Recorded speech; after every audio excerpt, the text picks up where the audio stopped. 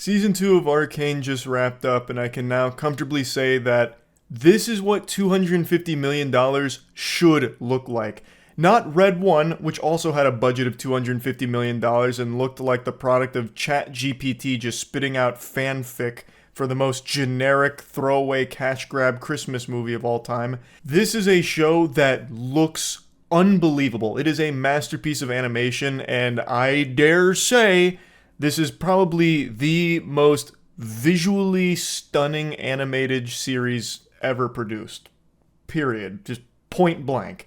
I'm willing to flop my meat on the table and say that, because it is truly incredible what they have done for animation in this show.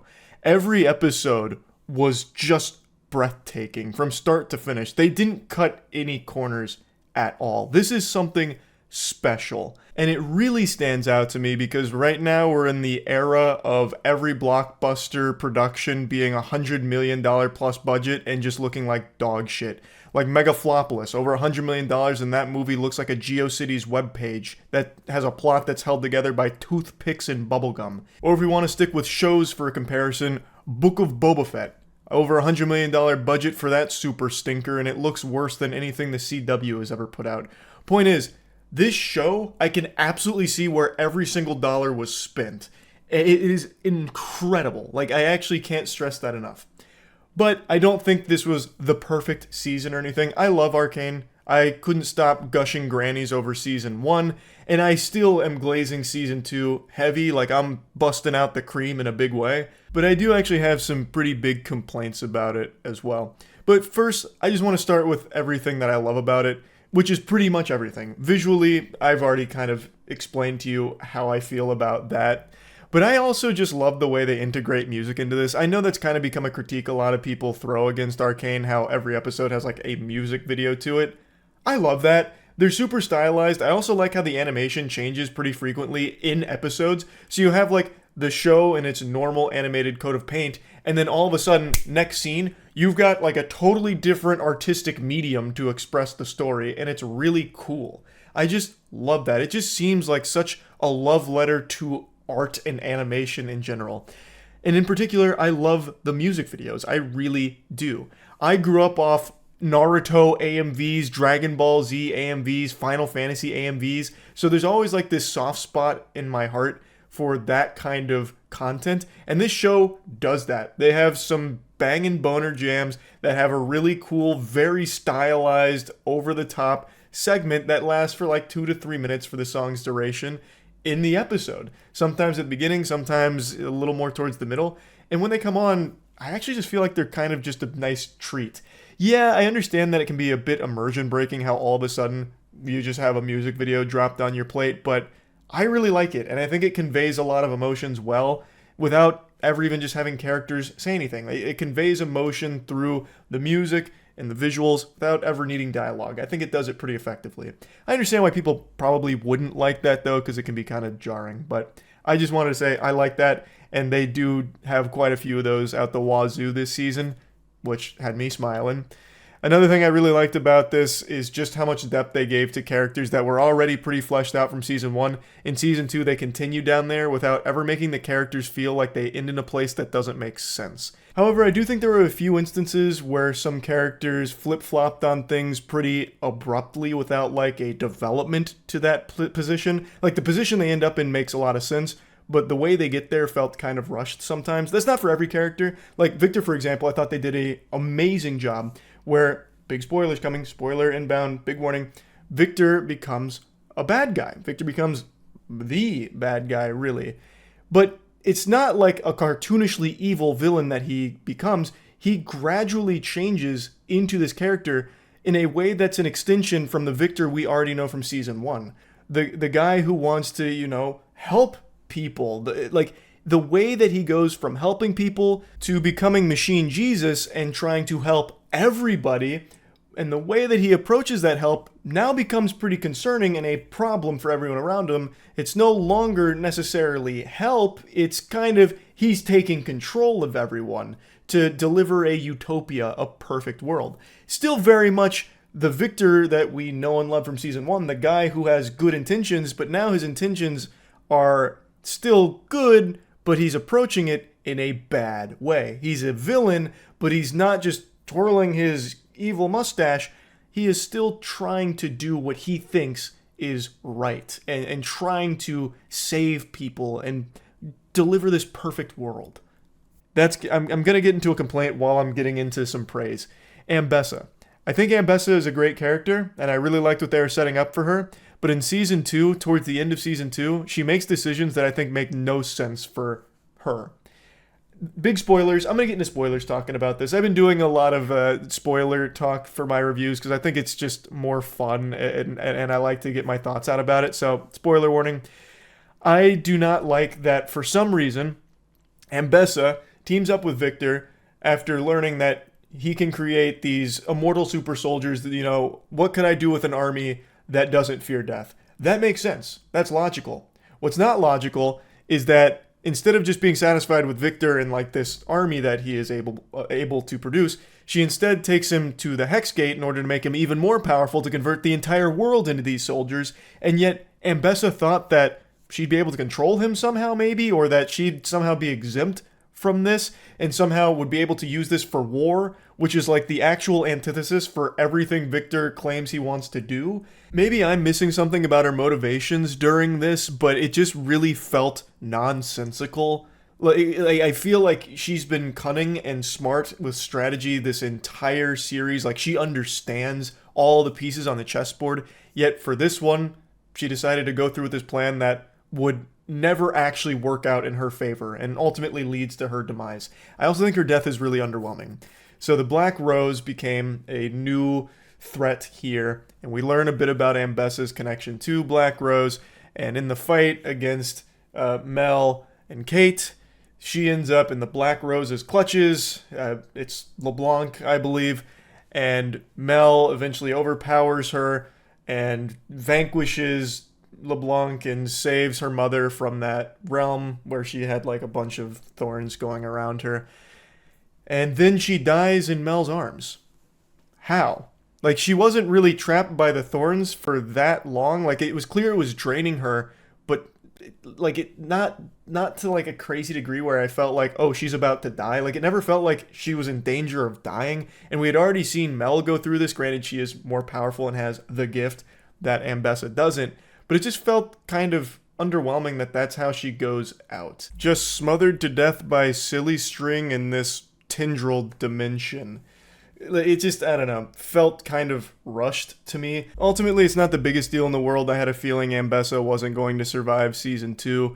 But Mel hits this huge power spike, like she's entering late game here with full build.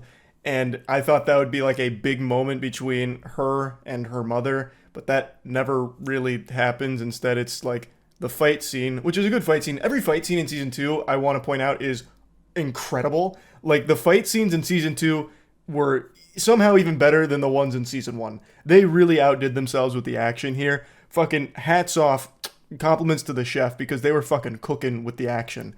So there's a great action scene here, big action sequence that is fantastic.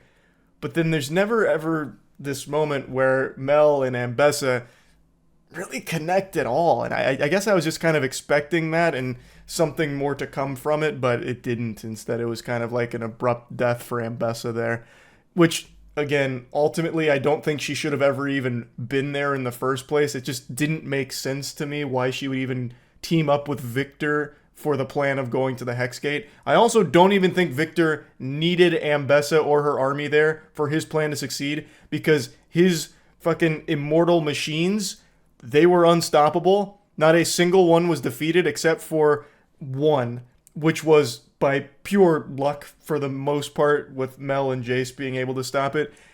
I don't think Ambessa even needed to be recruited by Victor for this task at all. Like, I understand it was mainly a diversion. Didn't really need it, because Victor had a massive army of these immortal super soldier machines that nobody was stopping, and then in the end, what ends up happening is the machines fucking touch everyone's face, leading to them being jacked into the hive mind of the Arcane. So it really just kind of felt like Ambessa died for no real good reason. Just a silly plan on her part. really. But anyway, back to compliments. Vi and Jinx' relationship is great, where Vi knows she needs to stop Jinx. Jinx is beyond salvation at this point. Vi also in love with Kate, and Kate has gone through a tragedy because of Jinx, and now she's blinded by rage, which is straining the relationship with Vi. Like, it's all played very well. But now back to a criticism I have. It felt like that dynamic took a back seat pretty frequently in this season to make room for other things, which is fine because the other things were good. But I also feel like it does a bit of a disservice to the characters when, huge spoiler, there's a moment where Jinx is going through real despair. She bonded with this little girl that she met, Isha, and Isha sacrifices herself to save Jinx and everyone around her in a very, very powerful sequence. Probably my favorite sequence in the entire season, with Isha sacrificing herself to stop Warwick. I thought that was amazing. And then when Jinx is really going through trauma and like suffering, Vi visits her in a jail cell, and Jinx alludes to her breaking the cycle, hinting that she's about to take her own life, and she traps Vi in that cell so she can go do it. I thought that came across pretty clear, and I feel like Vi knew that, but then only a couple of scenes later, after we already saw Jinx make attempts on her life only to be saved by Echo with the Z drive, going back in time, only a couple scenes later, while Vi still doesn't even know if Jinx killed herself or not, Caitlyn visits her in the cell and they fuck. Like, that just, I feel like that just doesn't make sense, because realistically, with everything that this show has shown us, Vi should have been really focused on checking on Jinx. Like, is she okay? What's she doing? I feel like that should have been the priority, but instead, she just has sex with Caitlyn in that cell after seeing Jinx allude to taking her own life. That just rubbed me the wrong way. I thought that was kind of a lame decision, because they had just spent a few episodes rebuilding this relationship between Vi and Jinx after learning that their father was still alive. He's Warwick, and you can see them starting to bond again. Vi is starting to say we and think about their future together and trying to, save Jinx and rewrite her story. Like, that was the thing she said to Jinx before getting trapped in the cell and Jinx alluding to killing herself. And then Vi just completely forgets about all of that, doesn't care, disregards it because Caitlyn shows up, and then it's all about coitus. So yeah, I just didn't really like that very much, to be honest. And I also couldn't help but feel disappointed that the new characters they introduced in Season 2 have fuck all to do. Loris, for example, I thought Loris was going to be a pretty big part of this because he's in so many of the episodes as kind of like a big piece. He doesn't have many lines or anything, but he's always present. He's, part of like the fucking Avengers that they assemble. Him, as well as the guy who doesn't speak, I can't even remember his name because unfortunately he also didn't have a whole lot to do. And then Maddie, who actually did have some stuff to do, so at least she was utilized to some extent, but the other two, they didn't really get to do anything. I understand there's already so many moving pieces and so many characters to keep track of and care about, but why even bother introducing them and trying to hype them up if you're not going to use them? Like Loris, for example, he didn't even have anything to do in the final fucking episode. Like, he had a moment that I thought was going to be like his heroic triumph. Like, okay, this is what Loris's character has been building to. This is going to be his big moment to save the day. And then he gets shot by 3 arrows and just dies instantly. So he never even does anything. And then the guy who doesn't speak still doesn't speak, and he's about to have his big triumphant hero moment, and then the bomb he places doesn't go off. And then he gets captured. At least he survives, but I mean, come on. Why even have these characters, introduce them and hype them up, and not even let them have any kind of payoff or a hero moment or anything? They might as well have just been stormtroopers because they contributed literally nothing in that final battle at all, so they never actually were utilized. So I just don't even understand why they'd introduce them the way they did if they didn't have any kind of plan for them or any kind of moment for them. Like, they couldn't even just let the bomb go off, man. Like, come on. Or let Loris fire that triumphant shot. It was just kind of sad, really. But that, again, is not the biggest deal in the world because they're not huge characters, not like the focal point of the season or anything, just something I wanted to mention. I think every character that is an important one only got better in Season 2. I don't think any characters went backwards, especially Singed. Singed was a standout for me because he is like your quintessential evil mad scientist, But he also has a motivation that makes sense for why he does these things. And he had a line that actually stuck with me where he said, "Why does anyone do things that others deem unthinkable for love?"